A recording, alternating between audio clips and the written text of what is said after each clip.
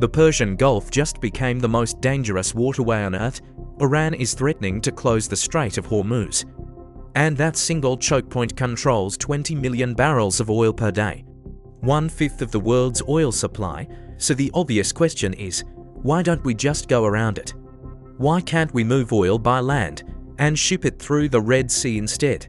Today I'm going to show you exactly how that works and why it's a lot harder than it sounds. Here's the geography. The Strait of Hormuz is a narrow channel, only 33 kilometers wide at its narrowest point. Every single day, tankers from Saudi Arabia, Iraq, Kuwait, Qatar, Iran, and the UAE funnel through this corridor. We're talking 20 million barrels of crude oil a day, 20% of the world's liquefied natural gas. There is no other body of water on Earth that carries this much energy. If it closes, even for a week, oil prices spike globally.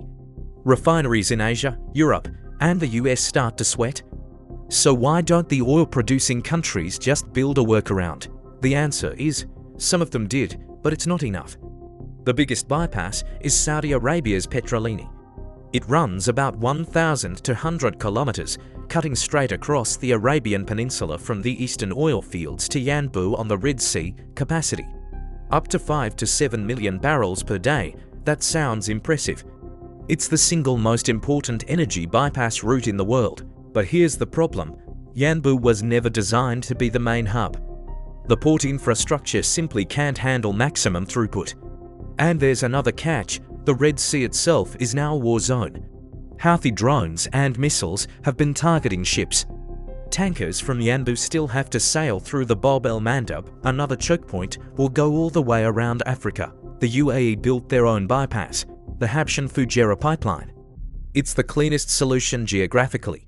It runs from Abu Dhabi's oil fields to Fujairah, a port on the Gulf of Oman, completely outside the strait.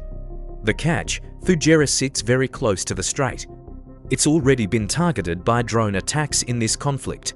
Here's the most ironic part. Iran itself built a bypass pipeline specifically to avoid Hormuz, the Goreh-Jask pipeline, but as of today, it's effectively non-operational. The terminal isn't ready for commercial use. They're stuck there too. Normal Hormuz flow, 20 million barrels.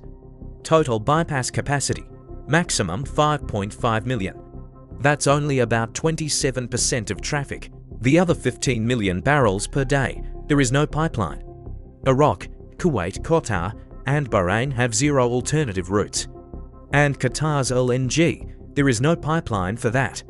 The technology doesn't exist to transport it land-based in those volumes. So can the world bypass the Strait of Hormuz? The honest answer is, partially.